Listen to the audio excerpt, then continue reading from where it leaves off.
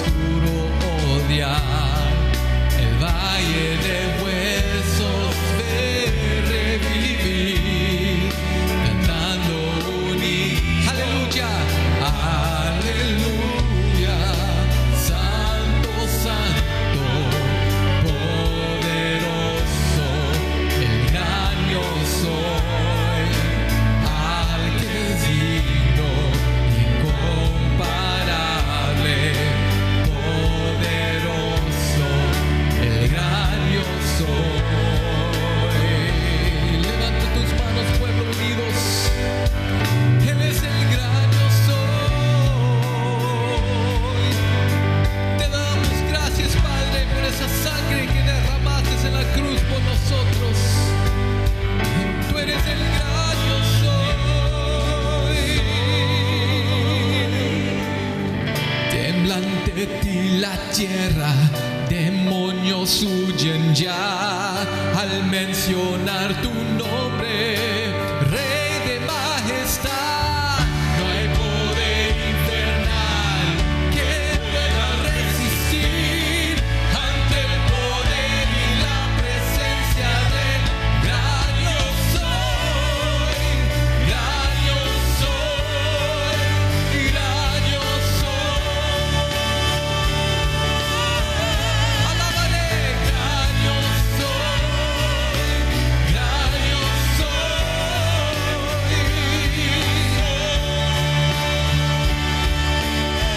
Aleluya,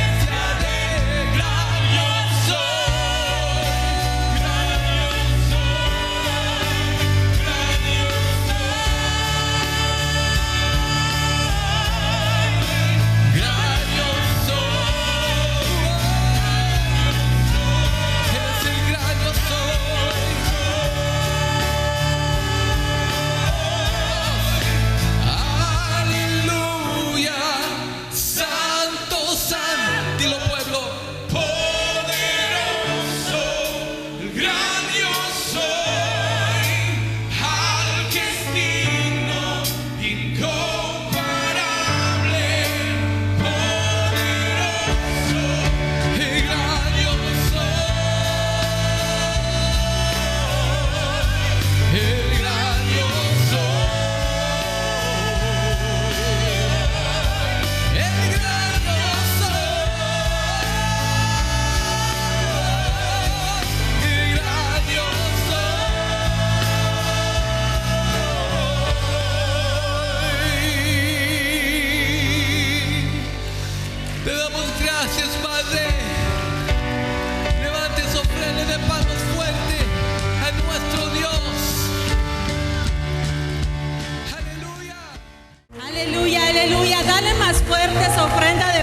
hermano, que se oiga hasta el cielo, ¿verdad? Que esa ofrenda de palmas, que esa libertad con la que hemos alabado a nuestro Padre Celestial pueda llegar delante de su presencia. Y con esa alegría también damos la bienvenida a todos los que nos sintonizan a través de Visión Celestial. Nuestro deseo es que te goces juntamente con nosotros, que puedas sentir esa presencia de nuestro Padre Celestial a tu lado. Gracias a Dios por cada una de sus vidas, hermanas, por cada una de las vidas de los hermanos que están sirviendo en diferentes ministerios. Yo creo que sin ese servicio, todo este culto no se podría llevar a cabo. Así que vamos a dar una ofrenda de palmas por el ministerio de la Iglesia Cristo Viene de Alabanza, ministerio que están en cámaras, Yunquieres, los hermanos que pronto van a estar cuidando a los niños. Cada uno de ustedes son muy importantes, así como ustedes también que son miembros de la Iglesia Cristo Viene. ¿Pueden ocupar sus lugares? Así que hoy en este día estaré hablando con respecto de la ceremonia que se iniciaba el día 10 del mes de Aviv o Nisan. Son dos expresiones o dos formas de pronunciar el mes principal o inicial del año. La forma Aviv era la forma hebrea, que era arameo, venía de los que se habían quedado en Aram, que era la descendencia de Abraham, se le puso arameo y después se adhirió en mezcla con el hebreo, que eran de Eber. De manera que allí se pronuncia el nombre Aviv, que literalmente, ¿verdad?, lo que está diciendo el Señor, que es el lugar primaveral. O sea, Aviv significa en nuestro idioma primavera o inicio de la primavera. Es el nombre que se le puso a la capital de Israel en el último siglo, después del retorno del pueblo de Israel de Alemania, y se establece Israel como nación una vez más, establece su capital y se le puso Tel Aviv. Aviv es el nombre principal o primero del año. Tel Aviv, que significa columna o la columna del mes primaveral, es el significado. Nisan es una expresión babilónica que el pueblo levantó cuando estuvieron allá en 70 años en Babilonia. Cuando regresan le ponen a este mes Nisan. Muy bien, para iniciar en este tema vamos al libro de Éxodo, al capítulo 12, versículo 3. Before I go any further, for those that would like to listen to this message in English, all you need to do is to dial the number. I hope they can still put the number on the screen. So yeah, it is there. Go ahead and dial to the number and follow the instructions, and you will be able to listen to the preaching in English. Muy bien. Éxodo capítulo 12, versículo 3 dice así: hablar a toda la congregación de Israel diciendo: en el 10 de este mes, tómese cada uno un cordero según la familia de los padres, un cordero por familia. Esto establece en el pueblo de Israel la semana más principal de todo el año. Se le conoce como la Semana Santa y debía de ser así, y lo es, porque es la semana más principal donde empiezan a desenvolverse las 7 fiestas del Señor o el plan de Dios para la redención del ser humano. Después de 1600 años aproximadamente de haber recibido esta ordenanza de parte de nuestro Dios, el pueblo estando en Egipto cautivo, para los tiempos de nuestro Señor Jesucristo, esta práctica o ceremonia la tenían bien agarradita, con bastante detalle, de tal manera que ellos mismos le habían agregado partes de la cultura. Y esta semana iniciaba el día 10. En esta fecha, para que usted se pueda dar una idea, los que no tienen un conocimiento muy amplio, ¿qué es lo que se llevaba a cabo? Ya que era una orden de Dios en la cual todos los israelitas de todas las provincias, donde quiera que estuvieran esparcidos en la tierra, vinieran a Israel en esa fiesta. En 3 ocasiones en el año, supuestamente no debía de faltar ningún judío o ningún israelita en el templo, que era las fiestas de las primicias, que es esta, que se celebran 3 fiestas en una, por decir así, en una fecha. Luego viene la de Pentecostés, que es en un proceso 50 días más tarde, y al final son 3 fiestas de otoño. En esas 3 fiestas el pueblo de Israel, todo, hombres, mujeres, niños y ancianos, tenían que estar en esa fiesta. Para que usted tenga una idea de lo que se llevaba a cabo, el pueblo de Israel se reunía, los que venían principalmente de lejos, en el Monte de los Olivos, que está solamente, vamos a decir, no estoy exactamente seguro, pero aproximadamente una media milla. El Monte de los Olivos hacia el templo, quizás una milla. Pero todo el pueblo que no tenía donde quedarse en los hoteles o con familiares, se quedaba esa noche en el Monte de los Olivos. Para que usted tenga idea, La gente que vino en esta ocasión, tan solo en la prédica de Pedro en el libro de los Hechos, en el capítulo 2, cuando Pedro les empieza a dar información de la condición de los creyentes que habían recibido el Espíritu Santo, pues todos hablaban en lenguas y los consideraban que estaban ebrios. Pedro se levanta inspirado por el Espíritu Santo, bajo la unción del Espíritu Santo, y les empieza a decir la condición de las personas. Dice: estos no están ebrios, esto es lo que dijo el profeta Joel: en los postreros días derramaré mi espíritu sobre toda carne. Y usted ya conoce el resto de la prédica, del resto de la información del apóstol Pedro. Pero menciona alrededor de 14 diferentes grupos. Unos que han venido de África, otros de Asia, otros de Mesopotamia, otros de Egipto, otros de las provincias del Imperio Romano. Pues todas estaban bajo el dominio del Imperio Romano, pero todas las provincias se reunían para esta celebración. Para mí, lo considero de esta manera por el estudio de la palabra, que era el día más celebrado por el pueblo de Israel, principalmente para los niños. El crecer en esta celebración era algo muy hermoso, de tal manera que se formó en una de las fiestas más especiales para todas las familias. El pueblo se reunía el día 9 del mes. Recordemos que en el pueblo de Israel el día empieza a las 6 de la tarde, ¿sí? Allí empieza el día 10. De manera que el día 9 se reunían todos en el monte de los olivos. Y allí pues tenían sus comidas, levantaban sus carpitas donde se iban a pasar la noche. Pues ¿quién iba a dormir en esta celebración? Porque al día siguiente, que era para nosotros el día siguiente, para ellos claro es el mismo día, iniciando a las 6 de la tarde, al amanecer se preparaban para salir en peregrinación, una caminata de todo el pueblo que salía rumbo al templo. Usted puede imaginarse el gozo de los niños, principalmente. Era un tiempo de fiesta. No iban a tener que ir a la escuela, no iban a tener que ir a trabajar. Era un tiempo donde iban a pasar 7 días, del día 10 al día 17, en Israel, en Jerusalén, principalmente en el templo.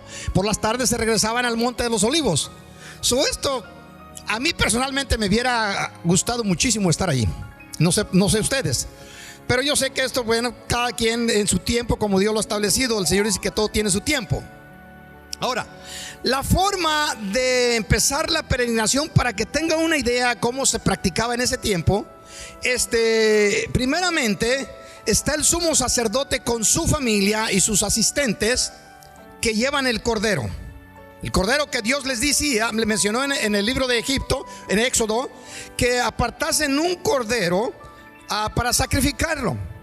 Estos hombres, el sumo sacerdote con los miembros de su familia y con algunos sacerdotes asistentes que iban con el corderito, se ponían adelante en plan de marcha.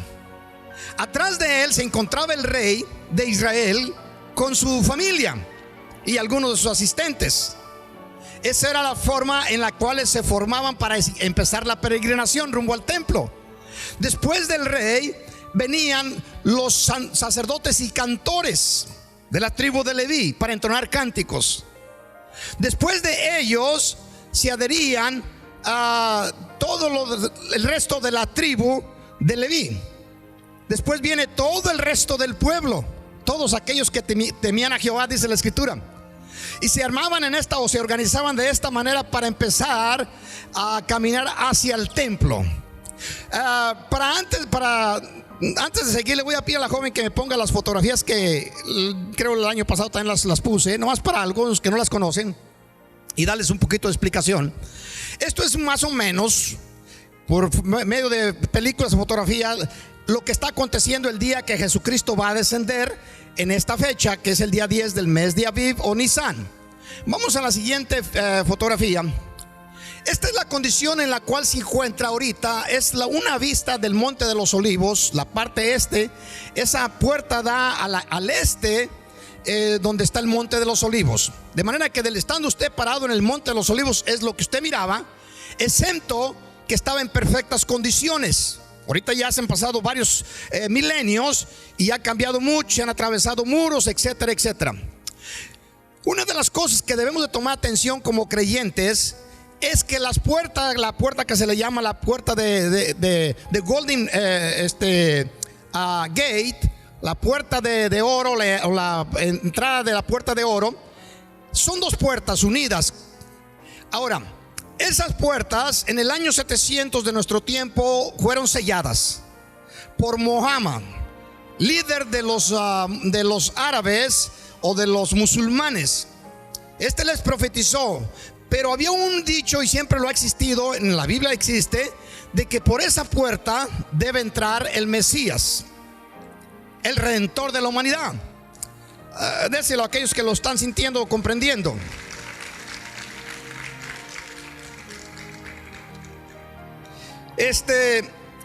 Y se habla mucho de esa puerta. Sin embargo, el pueblo de Israel siempre lo ha venido proclamando. Cuando Mohammed, guiando a los ejércitos árabes, derrotó a los gobiernos del este, en este caso Inglaterra y todos los demás países, ellos tomaron posición del Monte Santo. Y al tomar posición decidieron cerrar la puerta, porque dijeron, para que nunca exista la oportunidad de que entre el Mesías de estos israelitas o judíos. De manera que la sellaron. Hay una idea también en el pueblo de Israel, que antes de que esto aconteciera, ya a los lados los creyentes judíos que tenían dinero y morían, los enterraban a un lado vamos a decir, del camino que llevaba a la puerta. Porque en la Biblia se nos explica que cuando Jesucristo descienda y toque su pie el monte de los olivos, se va a partir. Va a abrirse vamos a decir, una gruta y un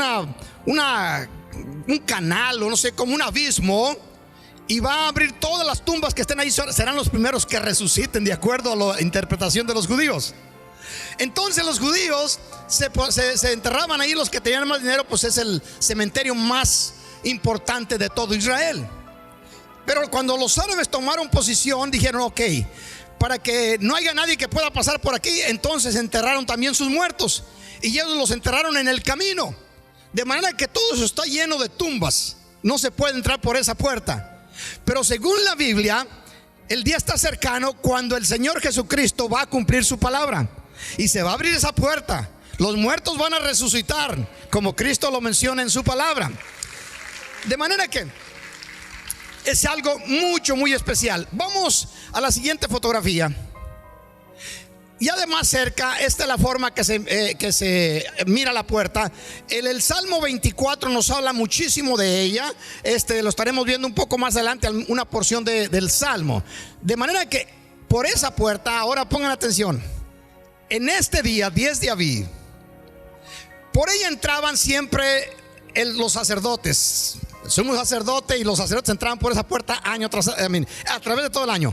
Pero pueblo como usted y como yo no podíamos entrar por ahí. Por esa puerta solamente podíamos entrar una vez al año, solamente.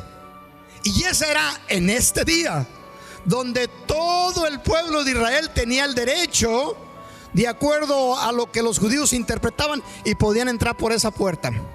Así que cuando Jesucristo hace su aparición y va a cumplir lo que estaba en las escrituras, no nomás entró Jesús, entró todo el pueblo con él. Y la celebración era gigantesca. Para que tenga una idea más o menos, la podamos comprender un poquito mejor, la cantidad de gente que se reunía en esta celebración, vamos a hablar de la de nuestro Señor Jesús. Con la multitud de gente que venían de provincias y de todo el imperio romano, se considera que eran cientos y cientos de miles de personas. No era una peregrinación de un puñado de personas. Estamos hablando de cientos, posiblemente llegaba al millón o más de gente que se reunía en esta celebración. Usted se puede imaginar el asunto. Cuando el sacerdote los que le acompañan llevan el cordero y iba caminando, ya la gente se ponía a los lados para ver el cordero y ver la gente principal, el sumo sacerdote, los sacerdotes principales. Muchas veces eran los hijos del sacerdote, al rey con su familia real, y los cantores. De manera que mucha de la gente se establecía en los lados del camino. o de la avenida, por decirlo de esa manera. Ahora, en esta ocasión, mire, veamos lo que sigue la última fotografía y ya entramos a la enseñanza. Esta es una idea de lo que el templo era en los tiempos de nuestro Señor Jesucristo. Está compuesto de varios atrios. El atrio más externo, el que está más afuera, es el atrio de los gentiles. Luego el siguiente atrio que viene era el atrio donde se reunía toda la gente, todo el pueblo de Israel, para arreglar sus asuntos, sus negocios y todo, y luego entrar al atrio de las mujeres. El principal de los atrios era el atrio de las mujeres, que viene siendo el cuadro que está en el centro, ese cuadro más grande, donde usted mira a la parte interior, unas escalinatas, como unos escalones, donde había 15 escalones clave. Porque esos 15 escalones los encuentra usted en los salmos, el Salmo 20 al 135.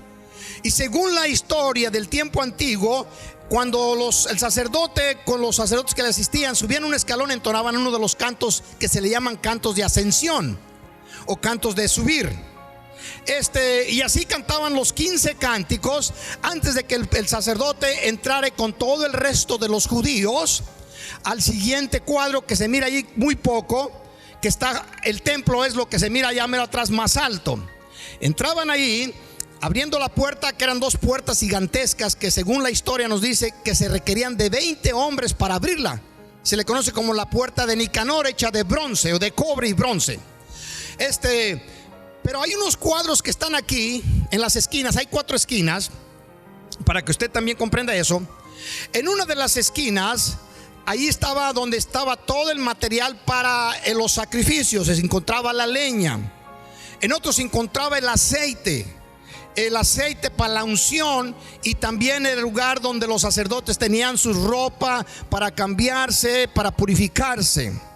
Otro cuadro es donde los que estaban leprosos, enfermos, venían y eran inspeccionados por los sacerdotes, y la lepra había desaparecido. Entonces allí les daban el ok, por decirlo de esa manera. Y el último cuadro era donde estaban las ofrendas. Se recogían las ofrendas, se ponían las ofrendas en ese cuadro. Usted lo mira pequeño, pero yo estuve haciendo los cálculos antes de pasar aquí, antes de venir aquí en la mañana. El cuadro es de 20 metros por 20, que más o menos, haciendo un cálculo muy, muy similar, viene siendo exactamente como este santuario. Aunque se miren pequeños, los cuadros eran gigantescos. Tenían mesas para comer, etcétera. Cabían más o menos cómodamente unos 700 personas a la mesa. De manera que eran cuadros muy gigantescos, ¿sí? Todo esto tiene un significado muy especial. Ahora, el pueblo de Israel, en esta ocasión, que como antes les había mencionado, se reunían y iban organizados en grupos y empezaban a entonar el cántico, el Salmo 118. Dígase Salmo 118. Pero era un cántico, era un salmo especial. Era un salmo declarado por el profeta. Y empieza con el versículo 1 de esta manera, para que lo podamos visualizar un poquito y meternos en él.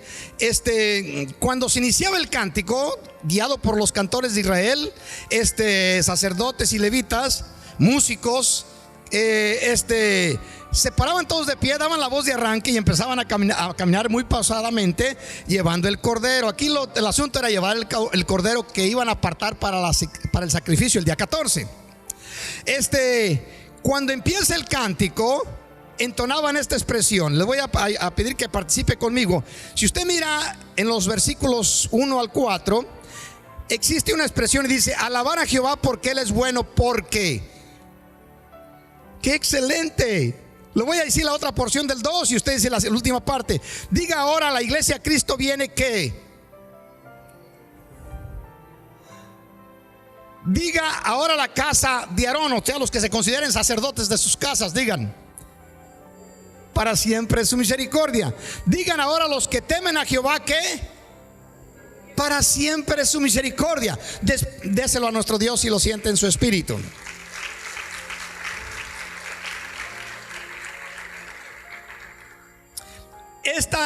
Esta porción del salmo, esta estrofa, con la tonada que le hayan dado, era el inicio de arranque. Todo el pueblo se ponía de pie y empezaban a caminar.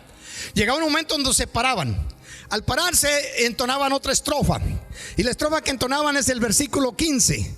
Y dice así: voz de júbilo y de salvación hay en la tienda de los justos. La diestra de Jehová hace proezas. La diestra de Jehová es sublime. La diestra de Jehová hace valentías. Y luego dicen, lo declaraban: no moriré, sino que viviré y contaré las obras de Jehová, o cantaré las obras de Jehová. Era la forma que se celebraba todo este cántico, y lo repetían constantemente. Más adelante viene otra porción del Salmo, y para que usted vea lo que se estaba llevando en la entrada triunfal de nuestro Señor Jesucristo en todo el proceso de la peregrinación. Salmo 118, 21 dice así: te alabaré porque me has oído y me fuiste por salvación. Recuerde cuando Cristo dijo estas expresiones a los fariseos días antes: la piedra que desecharon los edificadores ha venido a ser cabeza de ángulo. De parte de Jehová es esto, y es cosa maravillosa a nuestros ojos. Déselo al Señor. Y proseguían adelante. Viene la otra estrofa que le entonaban mucho cuando entraban al atrio de las mujeres. Y dice así, Salmo 24 al 26: este es el día que hizo Jehová. ¿Cuántos cuando vinimos a la iglesia mencionamos esa expresión? Este es el día que hizo Jehová. Bueno, eso viene del cántico del día 10 del mes de Aviv. Era cuando se entonaba ese canto. Dice: este es el día que hizo Jehová.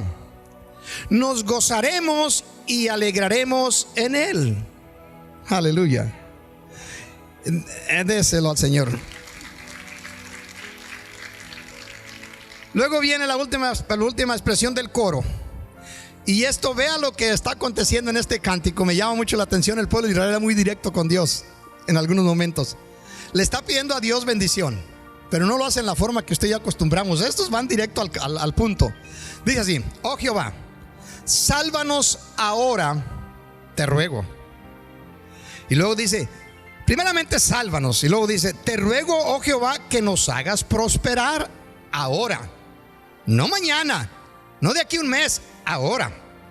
Sálvanos ahora y prospéranos ahora. ¿Cuántos pueden decir lo mismo? Señor, sálvanos ahora y prospéranos ahora. Amén. Y luego viene la expresión muy célebre. Dice: bendito el que viene en el nombre de Jehová. Bendito el que viene en el nombre de Jehová. Desde la casa de Jehová os bendecimos. Recuerde que era el cántico de los sacerdotes. Aleluya, bendígalo si lo siente. Algo acontecía en el proceso. Dice la historia y la Biblia dice que en esa ocasión cortaron ramas, pero esto no era un caso de ese domingo, en este caso cayó en domingo. No todo el tiempo cayó en domingo, pero en esta ocasión sí fue así. Cuando Jesús cortaban ramas de árboles, y luego dice: pues ¿de dónde salían las palmeras? ¿Sabe usted dónde venían palmeras? Ahí por todo Israel no había una palmera. ¿De dónde cree que venían las palmeras? ¿De dónde las traía el pueblo de Israel? Yo no sé si traían para ellos nomás, para su uso, o también para venderle a los judíos ahí. Pero sí había palmeras. Las palmeras las traían desde Jericó, una ciudad que por nombre lleva ciudad de palmeras. Desde allá el pueblo que venía de la parte del sur, de Jericó, traían palmeras, y los que no tenían palmeras pues cortaban ramas de los árboles y las usaban en una forma ceremonial, porque cada vez que entonaban una porción de esa última estrofa, según la historia, los judíos levantaban sus manos hacia arriba con las ramas, sacudiéndolas, y entonces expresaban una palabra y las apuntaban hacia el norte, se volteaban de espaldas, las hacían para el sur, luego al este, luego al oeste, y después al cielo, y después a la tierra. 6 manifestaciones o 6, vamos a decir, expresiones. Y esta es la forma que se entonaba el cántico. Ahora ya es más original, aunque tiene el tonado que no conocemos. Y decían así, de esta manera: Ana Adonai Hoshiana. Era la forma del cántico. Se repetía una vez más: Ana Adonai Hoshiana. Cada vez que hacían esto, usaban las ramas y palmeras hacia un punto cardenal. Venía la tercera: Ana Adonai Hashlishana. Lo volvieron a repetir: Ana Adonai Hashlishana. Y luego viene la última porción, que era el cielo, Baruch Haba, y después hacia el suelo, Bishem Adonai, que estaba diciendo al cielo. Y luego después Adonai significa el Señor, que eres Señor de la tierra, del cielo y de la tierra. Entonces de esa manera entonaban el cántico, que literalmente para nuestro lenguaje significa: Señor, por favor, sálvanos. Señor, por favor, sálvanos. Señor, mándanos prosperidad. ¿Cuántos dicen amén? Señor, mándanos prosperidad. Bendito el que viene en el nombre del Señor. Ah, qué lindo. Usted puede imaginarse esta multitud de gente. En esta ocasión va a acontecer algo muy diferente, que va a irritar a los fariseos, a los escribas, a todo vamos a decir, todos los que eran líderes en este asunto. No solamente el sumo sacerdote, los sacerdotes, toda la tribu de Leví, que se encontraba entre los miles, también al rey con su gente importante, a todos los que eran líderes en Israel. Van a sentir un enojo, un coraje, una ira en contra de lo que acontece en esta ocasión. Les echaron a perder la fiesta, por decirlo de esa manera. Y se la echaron a perder. ¿Quiénes creen que lo hicieron? Los niños. Los niños fueron los que le echaron a perder la fiesta a los que ya acostumbraban a hacerlo año tras año. Mateo lo describe de esta manera: 21:8. Y la multitud, que era muy numerosa, diga usted, muy numerosa, amén, tendían sus mantos en el camino. Hicieron algo diferente, tendían sus mantos. No sé si lo harían en los otros momentos, no he escuchado nada de eso, o he estudiado nada de eso, si los tendían también en los otros años. Y otros cortaban ramas de los árboles y las tendían en el camino. Y la gente que iba delante y la que iba detrás aclamaban diciendo: Hosana al Hijo de David, bendito el que viene en el nombre del Señor, Hosana en las alturas. Aleluya. Usted puede imaginarse la peregrinación. De seguro que posiblemente ya estaban entrando unos allá al templo y todavía estaban algo otros acá en el Monte de los Olivos. Imagínense lo que sintieron los religiosos, los sacerdotes, los principales, cuando de pronto escuchan esto. Ellos llevan el cordero que van a poner en el templo, en uno de los cerca de uno de los cuadros que miramos en la fotografía. Había un stage, una plataforma donde ponían el cordero, una plataforma bastante grande, para que todo el pueblo de Israel fuese a ver si el cordero estaba en condiciones perfectas de ser sacrificado, que no tuviera ni un solo pelo negro o de otro color, que no tuviera ningún defecto físico aquel animal, porque así se los ordenó Dios. Cuando yo empecé a estudiar esto allá tiempos atrás, aún después que Dios me permitió ir a la universidad para cuestión de ministerio, por 8 años, nunca yo escuché una explicación con respecto de lo que se llevaba a cabo del cordero. Y la mayoría de los cristianos tienen gran dificultad con también interpretarlo o entenderlo, porque la Biblia nos habla que cuando salió el pueblo de Israel, Dios le demandó sacrificar un cordero. ¿Estamos de acuerdo? Ese cordero lo sacrificaron en la noche.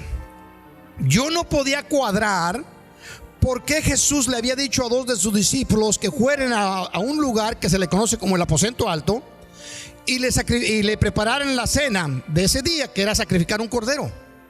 Porque cuando Jesucristo estableció la cena en la forma ordenada que usted y yo la practicamos, se había sacrificado un cordero.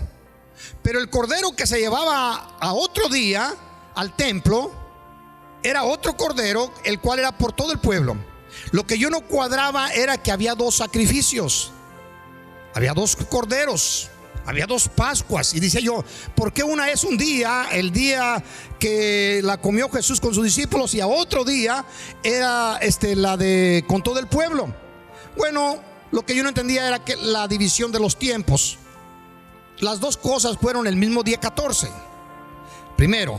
Segundo lugar, cuando Dios en Israel les establece esta orden, el cordero que sacrificaron Era un cordero por familia, no era el cordero para todo el pueblo, que Dios les dio una orden que lo hicieran cuando entraran en la tierra.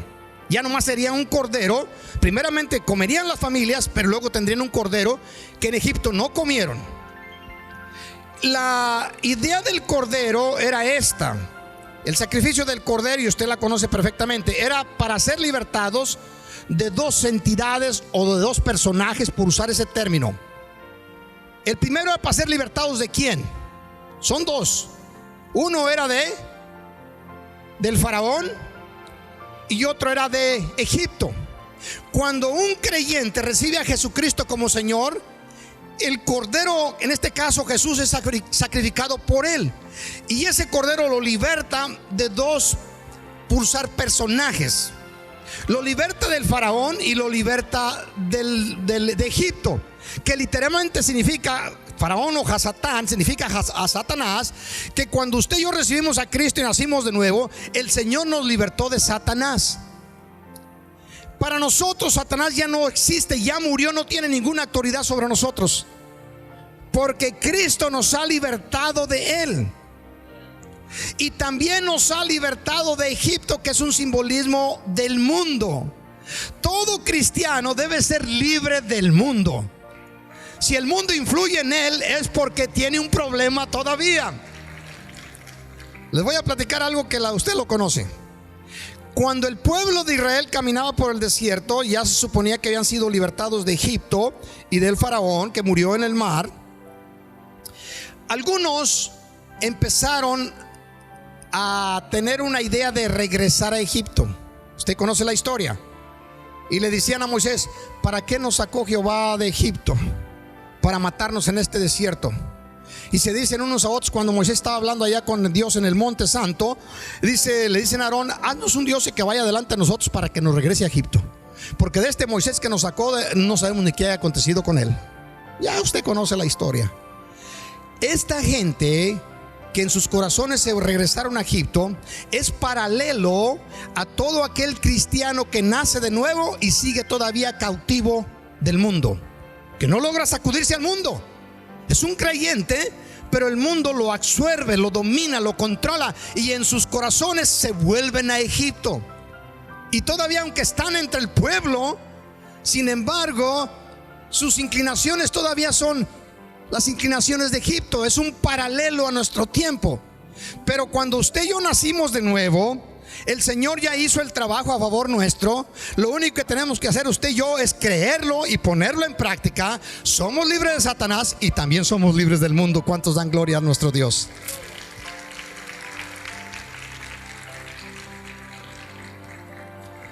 Ahora, el versículo 10 dice así, de Mateo 21:10, dice: cuando entró en Jerusalén, toda la ciudad se conmovió, diciendo: ¿quién es esto? ¿Quién es este? Perdón. Diga usted: ¿quién es este? ¿Sabe que yo lo he dicho en algunas predicas? La palabra ¿quién es este? En la expresión suena igual a decir ¿qué es esto? Cuando se dice uno ¿qué es esto?, está hablando de un objeto, pero la misma palabra se usa para hablar de una persona. ¿Quién es este?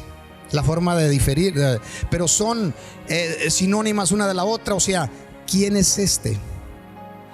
Esa palabra se pronunció por primera vez en el desierto, cuando Dios hizo descender maná sobre el pueblo para que se alimentasen. Y el pueblo de Israel vino a Moisés y le hicieron la pregunta: ¿qué es esto? Que si usted lo trae a una persona, a un humano, diría: ¿quién es este? Es la misma expresión, es el mismo significado. Pero vea usted la respuesta. Cada palabra en la escritura tiene un significado importante, que si a usted le agrada conocer cada día más de Dios, es muy importante que usted medite en la palabra y el Espíritu Santo le revele. Ponga atención. Cuando entró en Jerusalén, toda la ciudad se conmovía diciendo: ¿quién es este? ¿O qué es esto? Vea la respuesta del pueblo. Y la gente decía: este es Jesús, el profeta. Y luego hay dos expresiones que le voy a pedir que me ayude con ellas, que dice: ¿de dónde? De Nazaret de Galilea. ¿Qué significado? Bueno, ahora lo vamos a entender un poquito mejor. Para que vea usted Dios cómo arma todas las cosas en una forma tan perfecta para que su fe aumente. La fe de nosotros continuamente está en crecimiento. Cuando los hombres, sin darse cuenta, estaban respondiendo, estaban pronunciando la misma pronunciación que el pueblo de Israel dijo en el desierto. ¿Quién es este o qué es esto? Usted ya conoce. Moisés les dijo: este es el pan que Dios les da para comer. Y Jesús lo dice: el pan que descendió del cielo. ¿Estamos de acuerdo? El maná. Pero entonces dice: ¿de dónde es? Dice: de Nazaret de Galilea. Para aquellos que no conocían, la palabra Nazaret significa vástago, significa retoño, significa vara. Isaí, la escritura nos dice por medio de Isaías que de Isaí saldría un vástago, una vara, un renuevo, un retoño. Del tronco de Isaí, que es el simbolismo de Israel, saldría un retoño. Es importantísimo, porque el árbol está totalmente casi muerto, ha perdido sus ramas, pero del tronco de él nace ese retoño, que no es nada más ni menos que nuestro Señor Jesucristo. Amén. La palabra Galilea, y usted puede estudiar en los libros, la palabra Galilea se pronuncia círculo. Es palabra que usualmente usa el pueblo de Israel en el tiempo antiguo para pronunciar cielo. Círculo y cielo son paralelos o son intercambiables las expresiones. Mucho Israel, cuando iba a mencionar a Dios, no mencionaba a Dios porque no podían pronunciar el nombre de Dios. El Señor se los prohibía para que lo hicieran. Entonces usaban otros términos. De igual manera en la cuestión del cielo usaban círculo. Ahora, póngase a pensar lo que están diciendo. ¿Quién es este o qué es esto? Bueno, si nosotros traemos, pues este es el maná que descendió del cielo. Muy bien, hasta ahí estamos de acuerdo. Y luego dice: este es el pan que descendió. Y luego viene Nazaret, que es un retoño que sale del tronco, que proviene del cielo. Cualquier persona estudiosa, por ejemplo los escribas, hubieran interpretado fácilmente las expresiones de la gente y de los niños que estaban hablando. Pero han pasado casi 2000 años y la mayoría de los cristianos no tenemos idea de lo que están diciendo. Por eso es importante, una de las cosas que a Dios le agrada es que usted y yo meditemos en la palabra, que no aprendamos solamente religión, sino que aprendamos relación con la palabra íntimamente, para saber que todo lo que nos dice Dios tiene un propósito eterno. Aleluya. Luego, ya la última expresión que le dimos lectura hace un momento, Mateo la pronuncia de esta manera. Salmo 18, 24. Este es el día que hizo Jehová, nos gozaremos, y lo está pronunciando Mateo. Dice: nos gozaremos, nos alegraremos en él. Oh Jehová, sálvanos ahora, te ruego, oh Jehová, que nos hagas prosperar ahora. Bendito el que viene en el nombre del Señor. Ahora, usted se imagina, y usted conoce la historia, que los fariseos se enojaron y le dijeron a Jesús: oye, ¿no es lo que dicen estos? ¿No oyes lo que están diciendo estos muchachos y esta gente que se ha unido a ellos? Me imagino que ellos casi se quedaron solo, con toda la gente se volteó para el lado de Jesús, que entre la multitud venía Jesucristo montando un asno, montando un burrito, donde le entendían las ramas, los mantos y etcétera. Y todo el foco de la atención se volvió de los sumos sacerdotes, del rey de Israel, y se puso en el verdadero sumo sacerdote y rey de todo el universo. Amén. Se cambió el foco de atención. Este fue un día como nunca antes había acontecido. Isaías lo pone de esta manera. Dice: en aquel día, Isaías 26:1, en aquel día cantarán este cántico. Fíjese: en tierra de Judá, fuerte ciudad tenemos, salvación puso Dios por muros y antemuros. Recuerde usted la fotografía que leímos de la puerta que estaba cerrada. Vea cómo Isaías lo pronuncia o lo profetiza 700 años antes de Jesús y 700 años después de él, que son 1400 años de que se cerrase la puerta. Isaías lo pronuncia de esta manera: en aquel día cantaré cántico en tierra de Judá, fuerte ciudad tenemos, salvación puso Dios por muros y antemuros. Ahora, versículo 2: Abrir las puertas y entrará la gente justa, guardadores de verdad.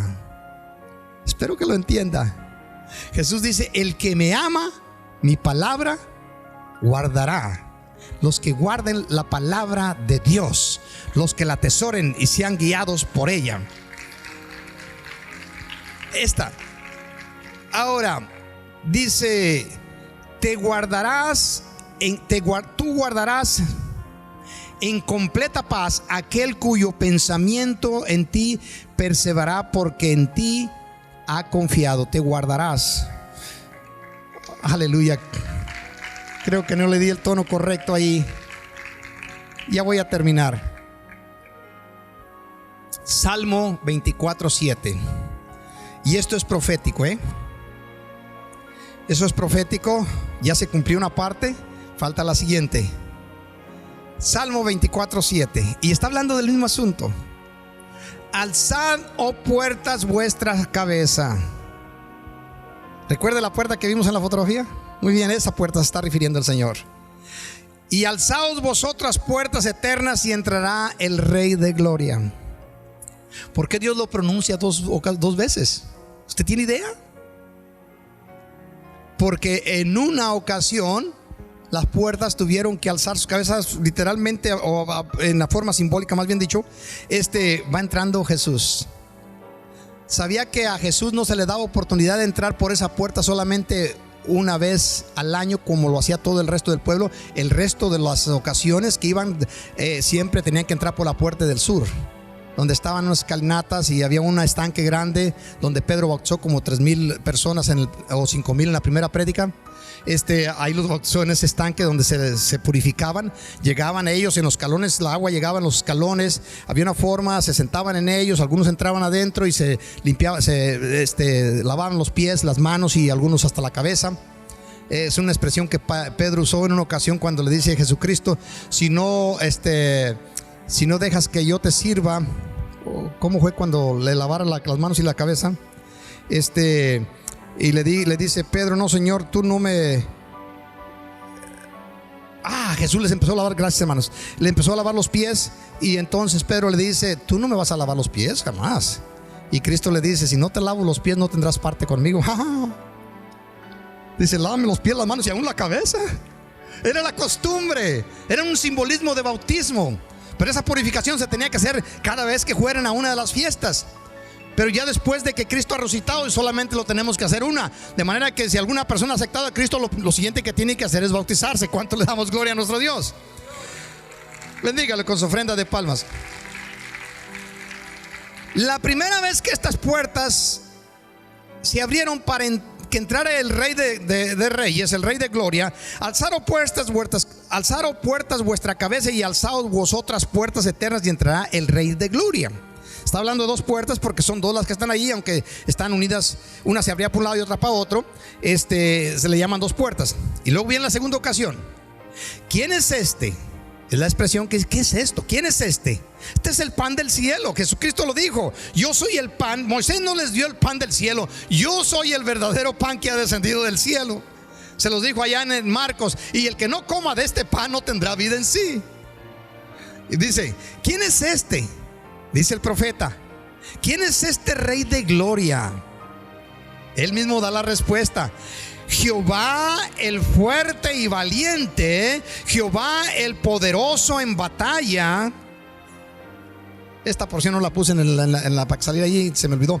Alzaron puertas, una vez más: alzaron puertas vuestra cabeza, y alzados vosotras puertas eternas, y entrará el Rey de Gloria. ¿Quién es el Rey de Gloria? Jehová de los ejércitos es el Rey de toda la gloria. De toda.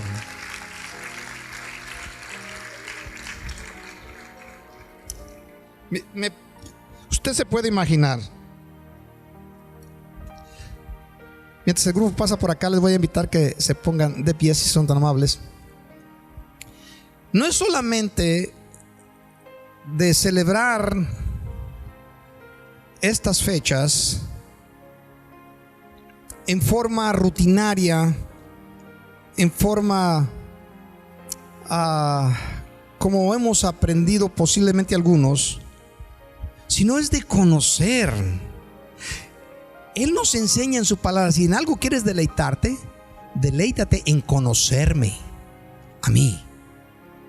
Esa es la forma que Dios quiere. Conozcamos su palabra, no el sistema, no la religión, no los momentos de euforia y todo eso. Eso es algo que puede ayudar para que tengamos momentos, ¿verdad?, de alegría. Pero la clave es: deleitémonos en conocer a nuestro Dios. ¿Qué es lo que estaba sucediendo? Todos los pasos que nuestro Señor Jesucristo, todo lo que hizo, todo estaba profetizado, y Él vino a cumplir cada una de las profecías que se habían dicho por los siervos que Él había levantado en los años anteriores. Según los estudiosos de esta historia, en la semana del día 10 al día 17, que es la resurrección, se cumplieron 300 profecías. Puede imaginarse 300 profecías. Usted lee la escritura y a veces no le pone mucha atención, pero los salmos, los cuatro evangelios, la mayor parte de los evangelios, vamos a decir que 3 partes de ellos se escribieron en esta semana. Todo el resto habla de nuestro Señor Cristo, pero es poco lo que se escribió de Él. Todo lo que usted encuentra es casi todo de esta porción del tiempo, de esta semana. ¿Por qué? Porque era clave. Era el día en que Dios envió a su Hijo a dar su vida por todos aquellos que quisieran ser libres y vivir eternamente con Él. Imagínense Jesús descendiendo en un burrito. Creo que me brinqué esa expresión que a mí me agrada mucho. Está en Zacarías, creo que lo menciona. Mientras el grupo está preparándose por ahí, no sé si la tengo por acá. Salmo, pues no creo que la puse. Pues donde está Jerusalén, aquí viene tu rey, manso y humilde, sentado sobre un animal de carga, sobre un asno. 700 años antes de que aconteciese se cumplió esa palabra, esa profecía. Y venía Jesús, y había la oportunidad de que el pueblo de Israel lo aceptara como rey. ¿Cuántos fueron los que lo aceptaron como rey en ese día? Una porción del pueblo. Los niños, los que no eran importantes en Israel, todos ellos vinieron cantando. Se dieron cuenta, les fue revelado por el Espíritu Santo de que Él era el Mesías.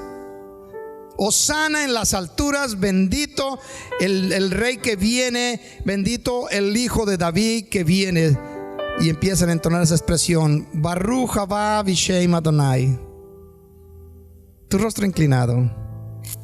Han pasado los años, los siglos, los milenios, y nos encontramos tú y yo aquí en este lugar, esperando la otra porción de la profecía. Cuando usted lee el Salmo 24, se da cuenta que Dios revela de que la puerta se va a abrir para que entre el Rey de Gloria 2 veces. Ya se abrió en una ocasión para que entrara Jesús con el pueblo. La siguiente está para acontecer. Y en esa, no solamente los descendientes de Abraham, o en este caso, que son del pacto del pueblo de Israel, entraron. Ahora vamos a entrar también usted y yo. La siguiente vez que se abre esa puerta que está sellada allí, vamos a entrar usted y yo, si no desmayamos, si somos fieles. Vamos a entrar, y esa puerta va a tener que va a abrirse. No la van a abrir los países poderosos como Estados Unidos o Inglaterra y otros, o China. No la va a abrir las organizaciones de Naciones Unidas. La va a abrir nuestro Señor Jesucristo cuando ponga su pie en la tierra. Y va a hacer temblar la tierra, como el canto lo decía hace un momento. Tierra va a temblar, amén. Tu rostro inclinado, Padre, en el bello nombre de Jesús. Iniciamos una semana, Señor, donde necesitamos conocerte mejor, meditar en tu palabra, para que seamos un pueblo especial, como tú nos dices que lo debemos de ser. Señor, estos momentos son tan lindos, más cuando los entendemos un poquito mejor, y ver todo lo que se dice en tu palabra, que no solamente fue para llenar escritos, papeles, papiros o pergaminos, sino que fue para revelarnos, Señor Dios, lo que tú estabas trabajando para nuestra redención. Padre, en el nombre de Jesucristo, nuestro más grande deseo es que te podamos honrar en el momento que expresamos tu palabra, que le damos lectura, que la interpretamos. Señor, he aquí que nos encontramos aquí para entrar en esta semana de celebración. Ayúdanos a que no pase un momento, Señor, o un día en el cual no pensemos en lo que está repitiéndose constantemente a aquel momento que cumpliste cuando descendiste del monte de los olivos montando un burrito, Señor. Padre, la razón del Cordero fue para libertarnos de la influencia de Satanás y del mundo. Ayúdanos a disfrutar de esa libertad que nos has dado en Jesús. Ahí tus manos levantadas, si te es posible, voy a invitar al ministerio de alabanza de la iglesia Cristo Viene, que nos ayuden con una estrofa y adorémosle unos momentos, ¿sí? Adorémosle unos momentos. Si tienes deseo de venir a este altar, hazlo. Aquel pueblo caminaba, no sé, sería una milla, no sé qué tanto para ir al templo. Yes. Mis manos levantaré. Yes. Y su gloria tocaré. Te adoramos, Padre. Algo está cayendo aquí. Abre tus labios y bendícele. Dale gloria. Fuerte sobre mí.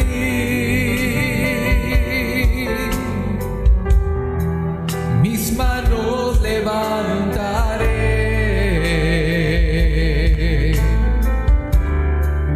y su gloria tocaré. Está cayendo. Digámosle.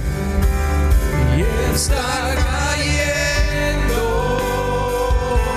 Sí, Padre.